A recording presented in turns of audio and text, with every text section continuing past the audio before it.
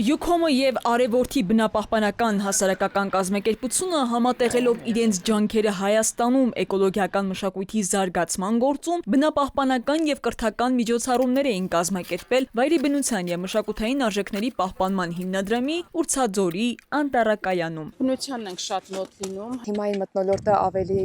ամրապնդելու համար էլ սա շատ կարևոր քայլ է։ Զգում ենք, որ բնության համար Հայաստանի համար ինչ որ օգտակար բաներ ենք անում։ Յուքոմի աշխատակիցները լեռնային լանդշաֆտների վերականգնման և էկոհամակարգերի դիմակայության բարձրացման նպատակով Արևորդի հասարակական կազմակերպության և Վայրի բնության և մշակութային արժեքների պահպանման հիմնադրամի մասնագետների աջակցությամբ մրգատու ծառեր տնկեցին անտառակայանում։ Նախաձեռնությունը կազմակերպվել է առանց թափոնների սկզբունքով, բացառելով մեկանգամյա օգտագործման պլաստիկի կիրառումը և նվազեցնելով շրջակա միջավայրի վրա ազդեցությունը։ Այս համագործակցության շրջանակներում տարվա կտրվածքով տնկվում է 10,000 ծառ, ձևավորելով Յուքոմի անտառը U-Forest-ը։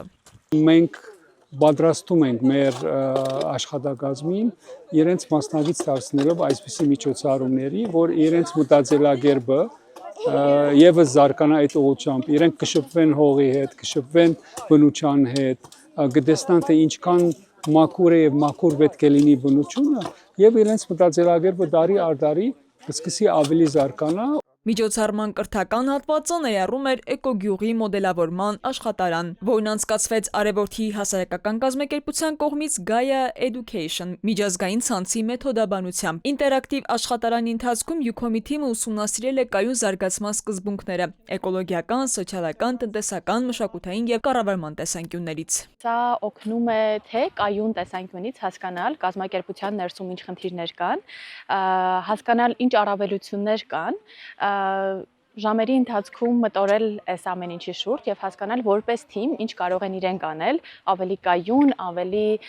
համահունչ միջավայր ստեղծելու համար հենց կազմակերպության ներսում։ Յուքոմի եւ Արևորդի հասարակական կազմակերպության ներկայացուցիչները քննարկում ծավալեցին նաեւ 2026-ի հոկտեմբերին Երևանում կայանալիք ՄԱԿ-ի կենսաբանական բազմազանության հանձնաժողովի COP17-ի շուրջ։ Շեշտադրվեց մասնավոր հատվածի եւ քաղաքացիական հասարակության համագործակցության դերը, որպես Հայաստանի բնապահպանական օրակարգի առաջմղման եւ գլոբալ մարտահրավերներին դիմակայելու հիմնական գործոն։